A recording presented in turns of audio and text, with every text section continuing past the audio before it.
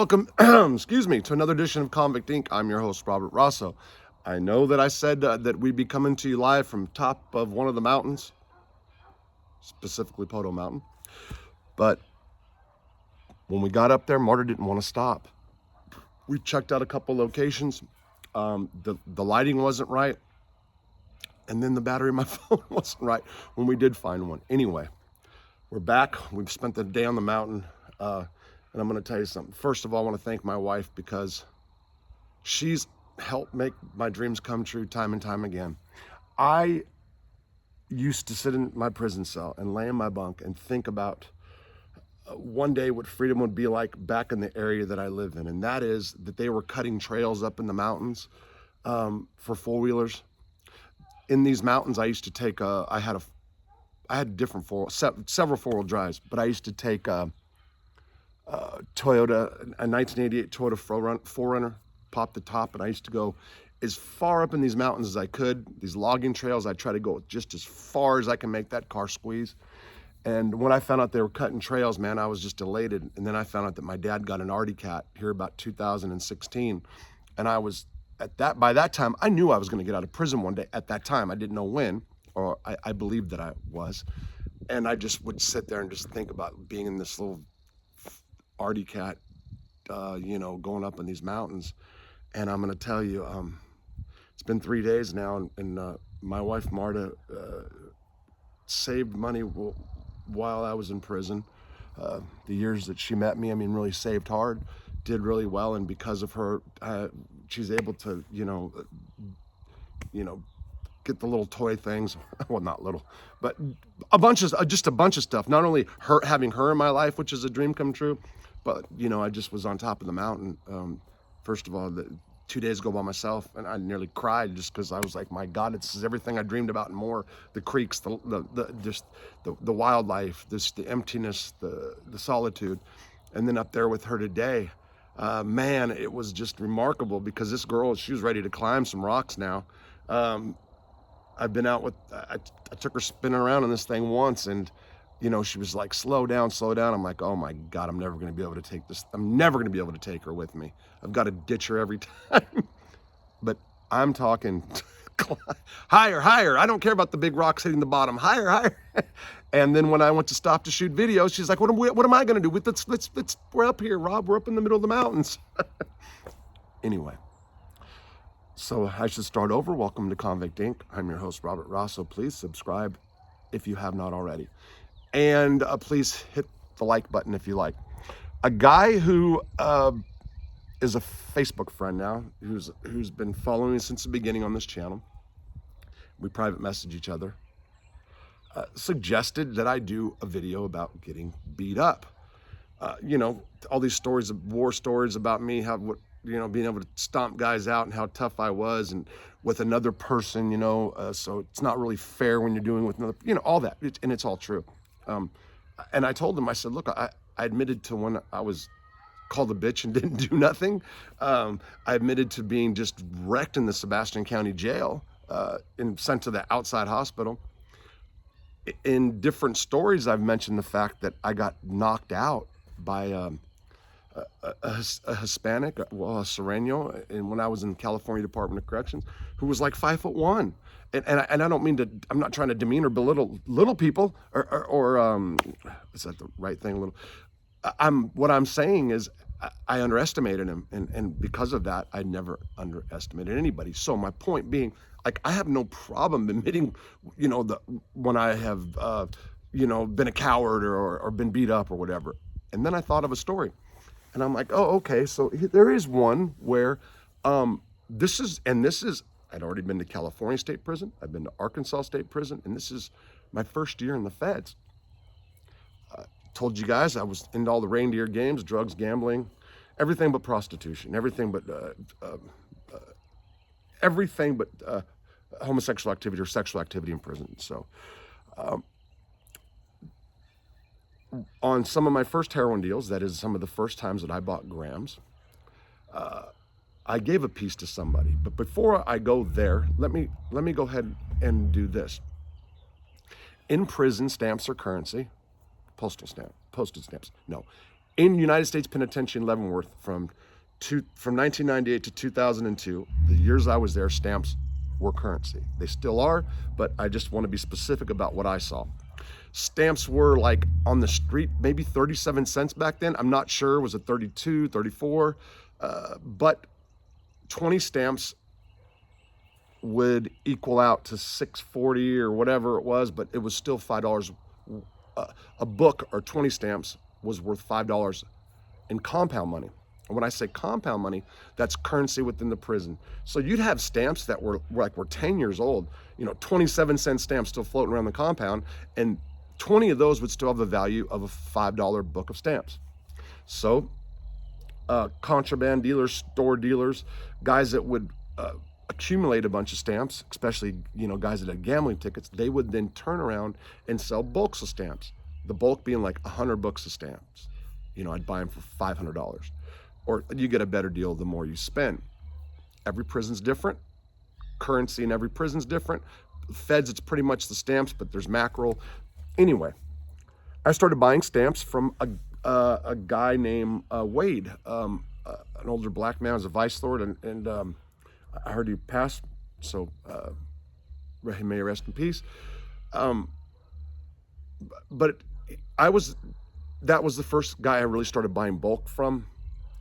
And when I say bulk, I would usually buy probably like $1,500 worth of stamps, or I would call my family or friends sometimes and say, hey, can you please send $1,000 to this address?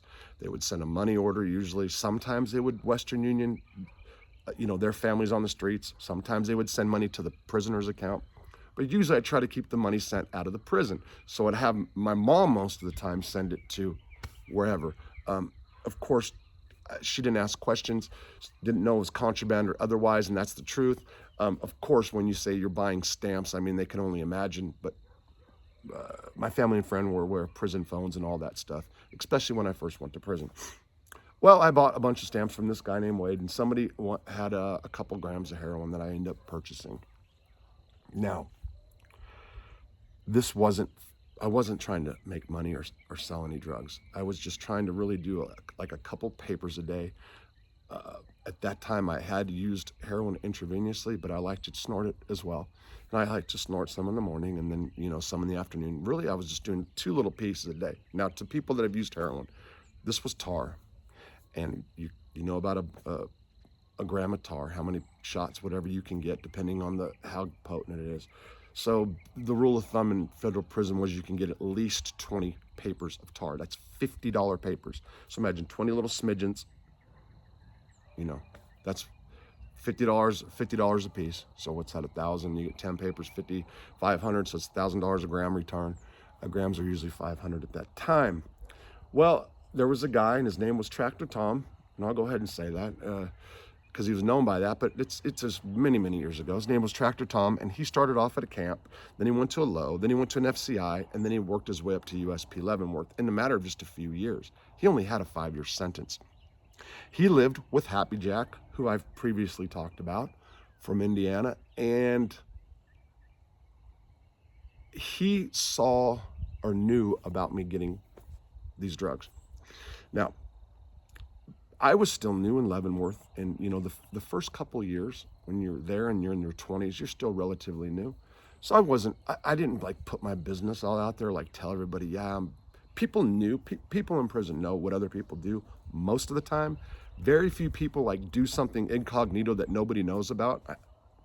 There's people that get away with it, sure, but so I wasn't like all the way out on the street with my business and telling everybody. But Tom had saw the move go down, knew who I got this drugs from, and he approached me and said, "Hey man, listen, I want a paper. I have $40 to spend, and I'll give it to you on commissary." I told him I really didn't want to do it. He ends up talking me into it. Okay, so Happy Jack Caselli knew that he got it, and he didn't have. It was late. It was like between 9:30 and 10 when he got this from me. Lockdown is at 10 o'clock, so he had to be in his cell. Got it for me late, and he's like, "Damn, I want to do it now, but then I don't want to waste it. But I don't have an outfit." "You have an outfit," meaning a syringe. I did not. I was snorting it. So I told him, "No, I don't." But I said, "Man, I'm getting off, just snorting it. So, it's good." he leaves, and there goes that. I don't see him until about 12 o'clock the following afternoon. Matter of fact, it was when he came back from lunch. And he comes up to me and says, "Hey, Rob, I need to talk to you, bro." And I said, "Okay." And he said, "Listen, that shit that you gave me was no good. No good. I mean, I'm high." "What do you mean no good?" He said, "Yeah, that shit's no good, man." He goes, "Look, and I'm not paying you." And I said, "What?" He goes, "Yeah, I'm not paying you. I'm not paying you, man." He says, "I just feel like a punk. I feel like you punked me out." I said, "Hold on. You came to me, bro. You're the one that came to me, and you said you get me commissary, and that's my." He goes, "Yeah, I said that." He goes, "But I didn't know it was bunk shit." He goes, "Look, I just don't feel right about doing it, and come on, if you got a problem with it, let's just do what we got to do." He's basically saying, "Fuck you." That's what he said, without saying those words, but I mean, okay. So I kind of like was stunned. This is, I think, if I remember correctly, my first real challenge. I could be wrong, but I think so. And I was kind of stuck, and I just like, "All right, well, I'll be around to holler at you. And he's like, "Oh yeah," those words are like, "I'll be around to see you, like we're gonna fight." He's like, "Well, why wait?" And I'm like, "No, I'll talk to you." So he's like, "Psh," and he burns off like, "You ain't gonna do shit." I go back to my cell. I was single celled at the time, and I was actually holding a cell for somebody. That means the cell belonged to somebody, but this person was in the shoe, and I was specifically put into the cell to hold it down. So when I went back and talked to myself in my cell, like, "Dude, you just got like punked out. What are you gonna do?" I was justifying like that little angel and devil. "You got to do something. You got to hurt this guy. You got to go. You got to fight. You got to stab him. You got to stab him. Fight. And back and forth. No, don't do anything. You're holding somebody's cell down, Robert. Do the right thing. And all that other stuff." About 15 minutes went by, and I went and I would pump my nuts up. So Tractor Tom was a tough boy. I've always said, and I'll maintain, and I'll keep saying, I am not, was not. What it was is I lost my fear of fighting after getting, nearly stomped to death by 5 guys. So it changes things. But that's not to say that there's not, the adrenaline or some kind of fear going on when you're going into it. And so I was pumping my nuts up as I was going to a cell, trying to talk okay, just swing, like don't even talk about it and all that other stuff. So I turn around the corner, and there he is head on. Before I even got, he's like, "Oh, okay, all right, what's up? Come on, let's walk over here." So he walks in the back where, there's no cameras, or it's a back spot where and he's like, I said, "Dude, so, I can't just like let it go like that." And he goes, "You can, and unless you want to fight, that's what it is, Rob. I'm not letting you beat. I ain't got nothing against you, but I'm not getting beat." And I remember just sitting there, and I straight punked out. You hear me? So all you guys that try to always say like, "Oh, you're not this," I'm telling you. So what I did was, when he said, I'm like, "All right, man, I'm just not gonna fuck with you anymore then." And he just like kind of snickered, because he knew I just bitched up basically, and that's the truth. I did, but I justified for it by saying I am holding somebody's cell down. Now let me tell you, I didn't talk to this guy for a while, and now he sees who I'm running. Well, I was running with a couple dirty white boys, but not with the gang. So he sees that, and he went and pulled up, one of the guys that I was running with, and he kind of basically tells him what happened. And the guy comes up to me and he asked me about it, and I admitted it. I said, "Yeah, but I did it because I was holding the cell down." And he's like, "Okay." He goes, "You know what, Rob? I'm going to give you props just for admitting that, because most people wouldn't admit it like that, bro." And I said, "Well, fuck, that's what happened." So here comes Tom and Tractor Tom, and he goes, "You know what, Rob?" He said, "Man, I'm going to tell you something." He goes, "I know you just started doing time. You got a life bit." He goes, "Don't ever let somebody do to you what I just did." He said, "Man, you got a life bit. If I went and told people, if people knew that, they'd be all over your ass. Don't ever do that." And we ended up being cool, and he ended up actually getting me high at some point, to be honest. I mean, not long after that. Like, he's like, yeah, he's like, but he maintained that he never got high, and that he felt like disrespected if he would have had to pay me. That was his way of just saying you're beat.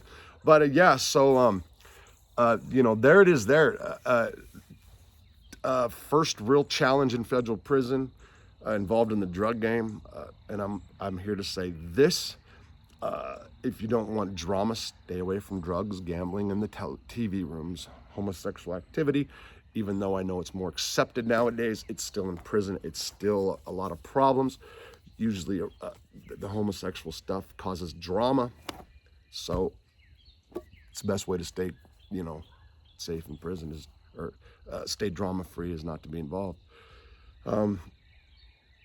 But, so there it is there. I'll put it out there. Now, it is Friday, and I'm going to say this. It's April 1st. April 1st, 1998, I went to trial. It's my first day of trial. Yeah, April Fool's Day. Ain't that a fucking bitch? Excuse my language. Yeah, April Fool's Day. And there was people who testified against me that I know well. There's people who testified against me that live in this town right now, and I'm going to leave it at that. And that's not no kind of threat. I'm leaving it at that to set up, hopefully, for the next video. And I hope it's tomorrow. And I won't be wearing this shirt again because I think I wore it yesterday when I was up on going around too. So there should be something tomorrow. I will say this, that I've got stuff written down for next week, stories and stuff. Anyway, have a great weekend. Even if I do post tomorrow, I gotta go live soon again, don't I? I want to. Maybe I can do it from the mountain if I don't bring Mar. We'll see. We'll see what happens, and we'll see if I broke this thing today. All right. Peace out from Sebastian County, Arkansas.